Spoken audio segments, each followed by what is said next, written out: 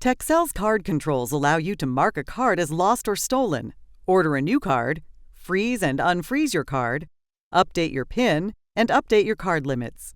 To access these options, log into your account, navigate to the menu, then select Card Controls.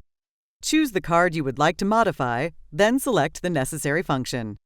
You can choose to mark your card as lost or stolen.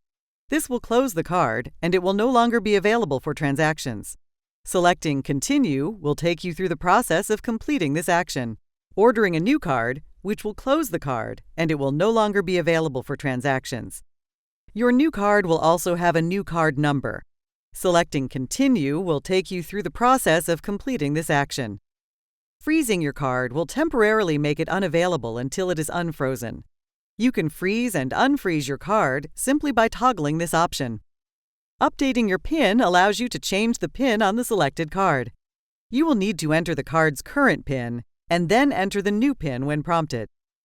Updating your card limit allows you to temporarily increase or decrease your daily limit. You can choose this amount by typing in your desired amount and selecting Update Limit. Your new limit is effective for 3 calendar days. If you have any further questions about card controls, please contact Texell.